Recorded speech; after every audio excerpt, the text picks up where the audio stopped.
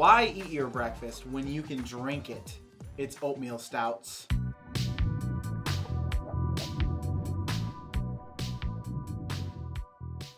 Today, I've brought the love child of a brewery, Ménage. And I've brought the Highlander of beers. There can only be one. So let's get into it. For my oatmeal stout, Jason, I have chosen Triangulation by Perrin Brewing Company of Comstock, Michigan. Not very far from here. So now, technically, I'm kind of cheating a little bit because this is actually an Imperial oatmeal stout. I'll give it to you. This is actually in collaboration with Oscar Blues Brewing and Cigar City. So Nice. This clocks in at 9% ABV, being an Imperial. And it has a limited release. They're only brewing this once, so get it while you can. I can get kind of a grain taste in there. Yeah, like a sweetness. I think it's right up front right there.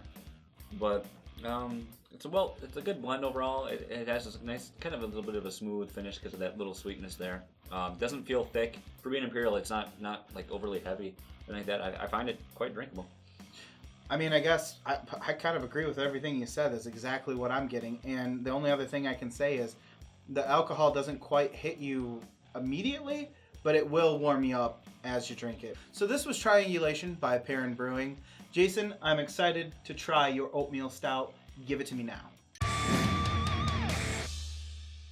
My beer for this episode is one oatmeal stout from Dark Horse Brewing, located in Marshall, Michigan. You might wonder why the name one. Well, it is the first beer in a series of 5 to help you get into those dark and dreary Midwestern winters.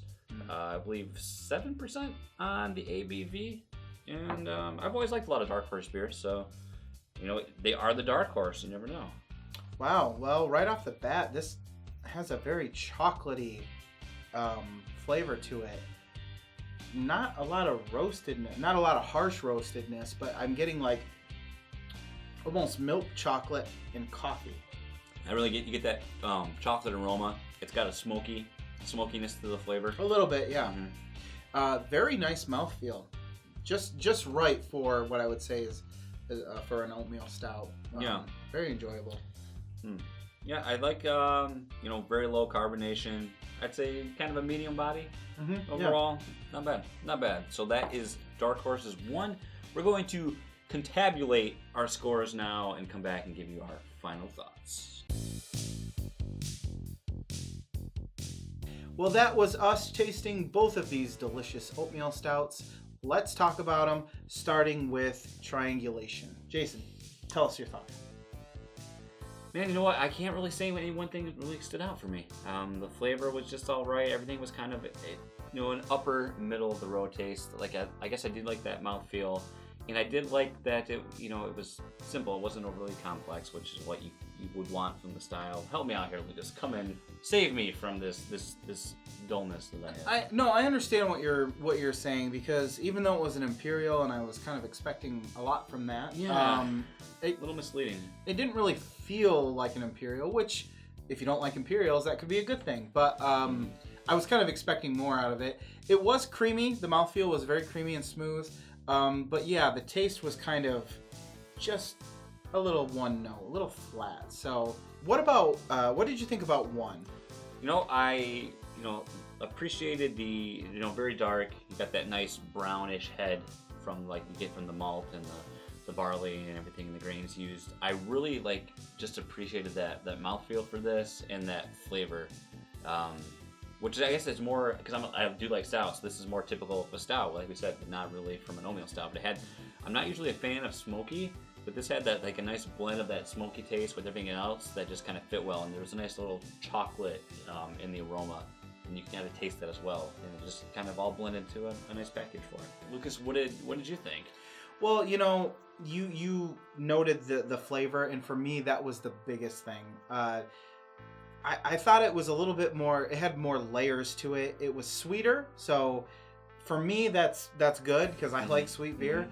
It wasn't overly sweet, but yeah, there was just a lot more work in there for me. Just the flavor profile of 1 just kind of peaked it over a little bit between these two beers. So as promised, we have confabulated our results and we do have a winner. So our final numbers, we have the triangulation at a 3.96. However, one came in at a 4.15. So there you have it. One is going to be our winner. So there you have it. 2 oatmeal stouts, both really good, as you can see by their score, but only one can win. If you want to follow us on Facebook, you can do it at Battle of the Beer Show. If you want to follow us on Twitter, you can do it at BOTB_show. And if you're kind of interested in the beers we try personally, and of course what we try on the show, you can check us out on Untapped. Don't forget to smash the like button, comment, subscribe if you haven't already, and why wouldn't you? I can't think of a reason not to. And join us next time for another Battle of the Beer.